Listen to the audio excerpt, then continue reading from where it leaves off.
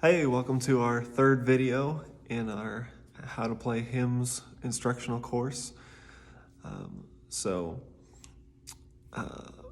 talked a couple weeks now about left hand patterns. We started off with just the left hand octaves, as you recall, and then last time in lesson 2, we talked about doing the left hand octave and chord pattern.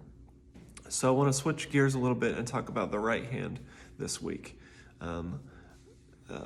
Up to this point, if you've just been playing the written right hand part, just the soprano and alto right exactly as they're written in the hymn book, then that's fine. But there are more things you can do to add to the right hand to give it a fuller sound.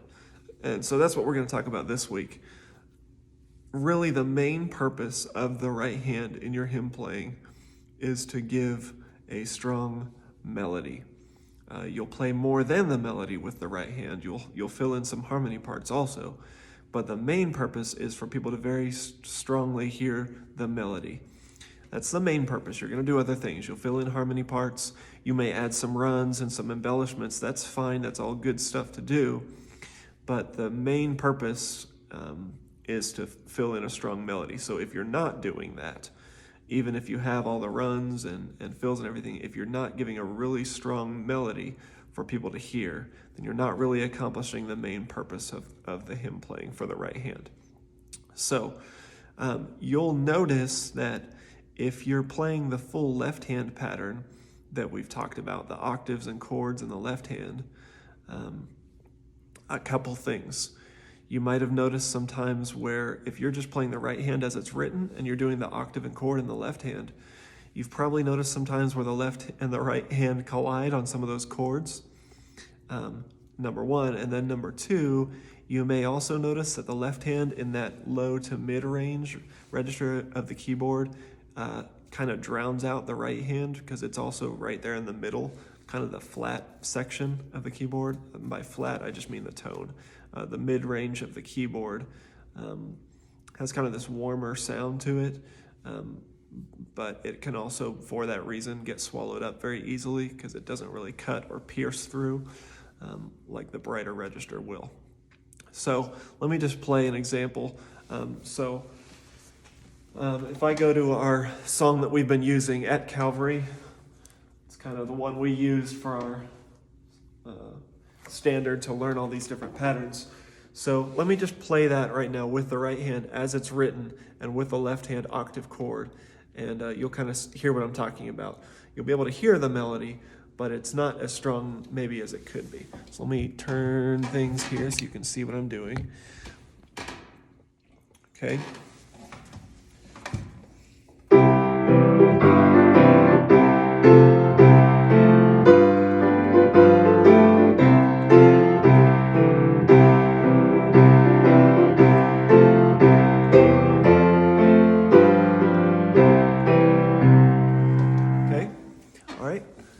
So you'll notice there that we didn't, the left hand is really strong. We've got this nice pattern, but the right hand's just in an area of the piano where it doesn't cut through as easily. It's right there in the middle register where all of your chords in the left hand already are. So it can easily kind of get lost amidst all those chords. So what we can do to give a little bit more clarity to the right, to the right hand is we can do two things. The first thing is we can make the right hand sound more full by adding, or what I call completing the chord. And what that is you're going to take, for all of those right hand notes, you'll notice that a typical chord is made up of three members, right? A triad. But the right hand, you just have soprano and alto. You don't have that third member. You just have two of the chord members. So there's one missing. So what you'll do in the right hand is you'll fill in that missing chord tone. So let me show you what I'm talking about here. Let's take a look at the hymnal on this, and you can see. So I'm going to flip this around. Okay, so here we're looking at the hymn At Calvary. And you'll notice here in the right hand, if this is what you're playing, right here, we've got a C chord here, C, E, G. but all you're playing in the right hand is E and G. The C is missing. So if we wanted to fill in or complete the chord, all I would do is I would add that middle C on the bottom. And now, instead of just 2 notes, I've got a full chord that I'm playing in my right hand, a full 3-note chord that will give it more of a full sound, okay? So, and then we can do that with all the rest of the chords all through here by just looking at what the chord is at that moment and filling in that missing chord member. You always want to keep your melody on top because the soprano needs to be the top note. We need to be able to hear that. So don't ever add that chord tone. So I wouldn't put the C all the way on top here as a C5. I would keep it as a middle C. But, and so that way I can keep the G on top. But just adding that third chord member, completing the chord, will give a fuller sound to the right hand. So let me turn this around here and you can hear what this sounds like when I play the completed chords in the right hand. Okay, here's what just the right hand by itself sounds like without the completed chords.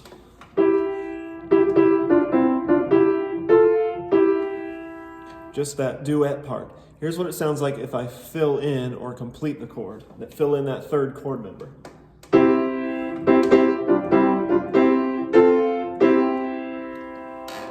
Notice how it has a fuller sound to it. And that third chord member, a good cheat, you might say, for that is to look at the tenor note. If you look there on that written part there on that Calvary, if you look there, you'll see that you've got the C that we added there on that first measure is in the tenor there on the word years. We've got the E and G up here. The C is actually already written in the tenor. And then the notes that I added over here, these G's in the tenor, I just added those. So basically all you're doing is you're just going through and taking your tenor note and adding that to what's already in the soprano, and that gives you your 3 notes. Your soprano and alto and tenor are almost always 3 different notes in your chord. So you can just add those in, and that you've completed your chord. So that's kind of a really quick way to read through and add that. Just take your tenor note. Sometimes you'll need to move it up an octave. Sometimes the tenor is farther apart from the soprano and alto, and you'll need to move it to put it in a register. So for instance, here at the end of the verse, Calvary, you've got the C, the E. This is a C chord here because we have C, E, and G. The tenor is a G, but that's too far apart. So if we've tried to play that with our right hand, we've got this G all the way up to this high C. It's too far of a stretch. So we just move that G up an octave and put it right in between the soprano and the alto. And then we've got this full chord there. So going through and just taking your tenor note, moving it up and completing the chord in the right hand. Let me play through the whole song that way and you can hear what that sounds like. So turn this over here so you can follow what I'm doing.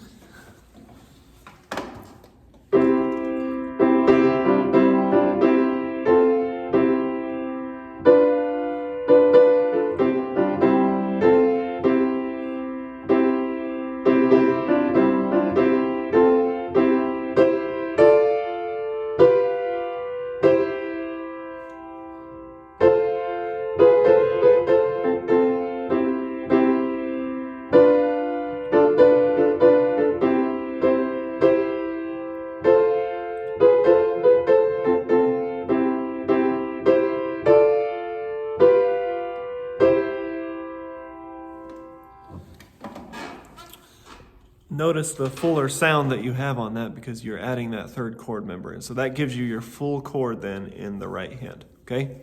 Now, if you try completing the chord there and then you try playing left hand octave chord, you're going to run into some hand collisions very, very quickly. That's because we're not done yet. This first step that I have students take in the right hand of completing the chord, I don't just end there because of that very problem. You're going to collide hands. Some of the chords in your left hand are going to run into your right hand when you add that third member in. So what do we do then? Okay, well, remember how we talked about at the beginning, that middle register of the piano can easily get swallowed up by the left-hand chords. So what we do is we simply take this pattern, this 3-note chord that we now have in our right hand, and we just move the whole thing up an octave. Okay? So I call this right hand pattern the raised 3 pattern for that reason. You're playing 3 notes in your right hand, you're completing the chord and adding that 3rd chord member, and then you're raising it an octave. So I call it the raised 3 right hand pattern. And this is the next step that I take somebody. If they're used to just playing the written right hand, I try to move them to the raised 3 next, and instantly giving it getting it into the higher register cuts through a room so much better. It moves it out of that warm middle muddier register into a bright, clear, higher register. So let me compare the two here for you. Let me just play the first line of this in the original register with the 3 notes, and then let me move it up 1 octave, and you'll hear instantly how much brighter it gets. So let me turn this down here.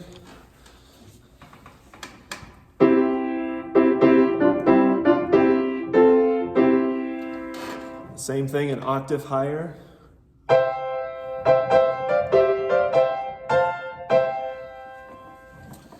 Notice how much brighter and clearer that is. It's so much easier to for that sound at those frequencies to carry through a room.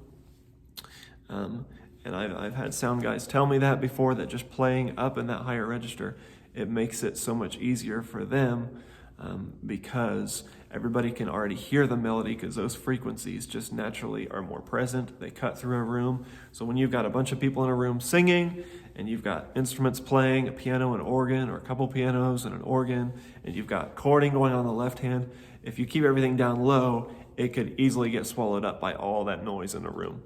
But you just move it up that 1 octave, and you bring it into some frequencies that naturally cut through a room, that no matter how many people are singing, no matter what the left hand is doing, it's pretty easy to still hear. So let me play that now with the left hand chording pattern, both hands together with the raised 3 pattern, and you can hear the difference between, remember at the beginning when I played the right hand as written with the left hand, now I'm going to play the right hand raised 3 pattern with the left hand, and you'll notice the difference in just how much the melody is easily heard. So.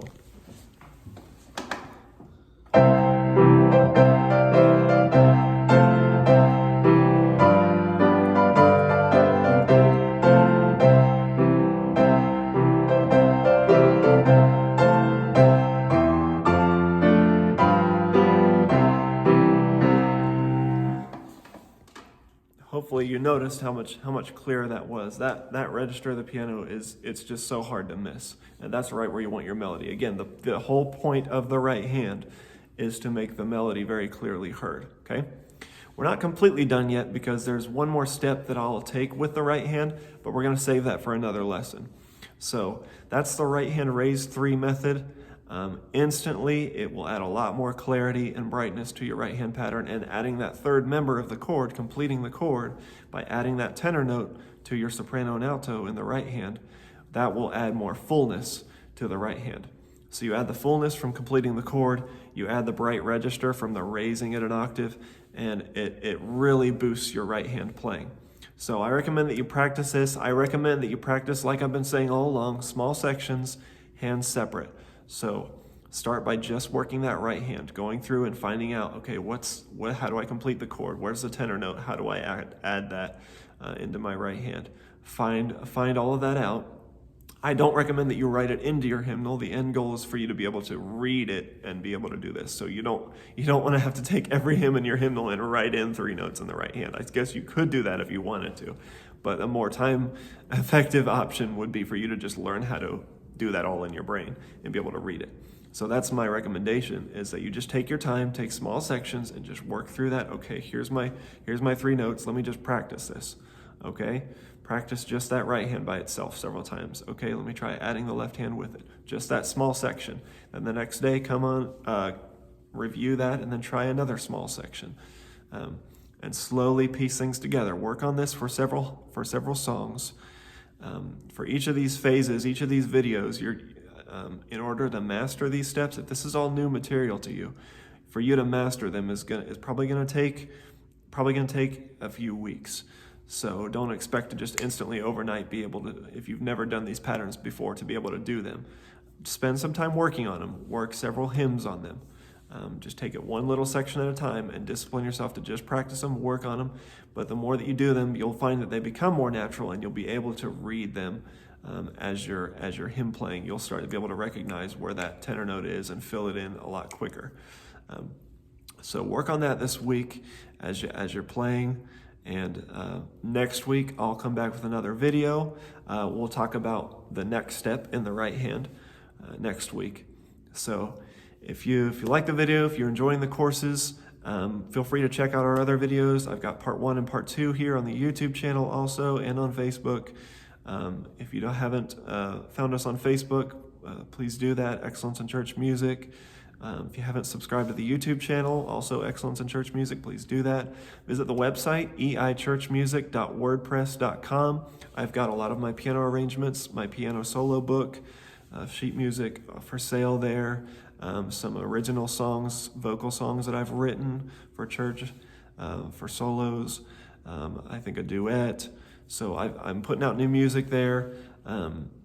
So you'll want to subscribe to the YouTube channel and follow the Facebook page so you can stay up to date with everything that's going on. I try to put out at least 2 new videos every week here, usually hymn requests, and then also this hymn playing instructional course. Every now and then I put out piano solos and other things. So you'll want to stay connected to what's going on here. So subscribe, YouTube channel, follow us on Facebook, and let a friend know about us. I want to just try to help as many church pianists as I can with this material. So if you like it, let somebody know about it. And if you have any comments or questions, feel free to let me know. I've got a lot of material that I'm going to be covering in this hymn course, and I'm looking forward to getting to some of that. So that is the right hand raise 3 method. I will see you next time.